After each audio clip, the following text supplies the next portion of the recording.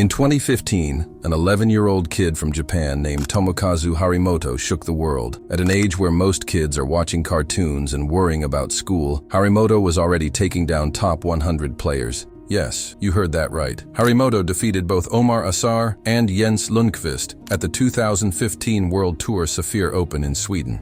Asar was ranked 43 in the world, and Lundqvist 71. Suddenly, everyone was talking about Harimoto. He was the future of table tennis, no doubt about it. And as he kept winning, the predictions kept getting bigger.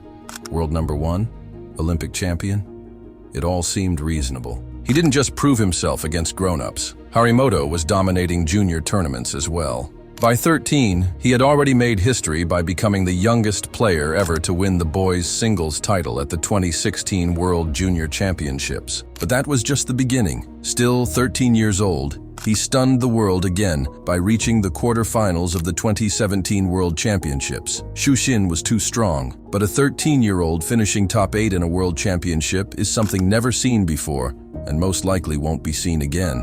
Just some months later, he won his first ITTF World Tour title at the 2017 Czech Open, and he didn't beat just anyone. He took down legends like Timo Boll along the way. The hype? It was real. Harimoto kept surprising us over and over again. In April 2018, he defeated Fan Zhendong 3-1. How would anybody stop him? 2 months later, he had played himself to the quarterfinal in the Japan Open where he was facing Ma Long. Everyone thought, yeah, this kid have had some fun, but now it's time for someone to silence this screaming kid. That didn't really go as planned. Harimoto won the match 4-2 and went on to win the tournament. Imagine turning 15 in 2 weeks' time and already beaten the world's 2 best players. Us fans couldn't take it in.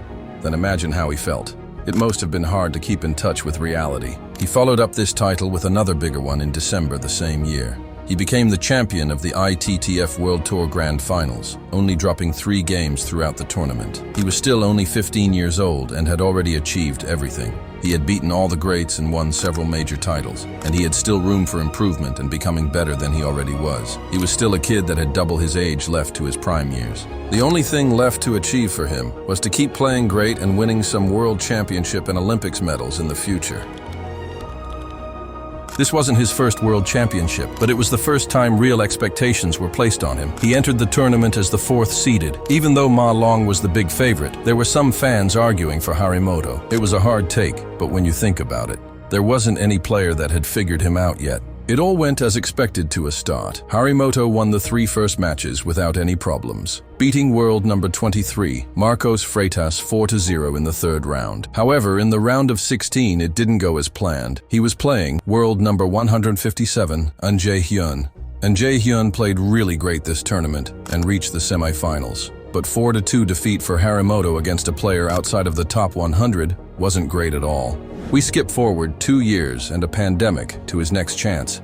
It was time for the Tokyo Olympics. Harimoto was ranked number 3 in the world and was the biggest hope for his nation to win a medal in front of an empty home crowd. The pressure was too much to handle for Harimoto as he lost to Darko Djordjic 4-3 in his second match. He couldn't feel sorry for himself for too long because a few months later, he had a new chance at the World Championship in Houston.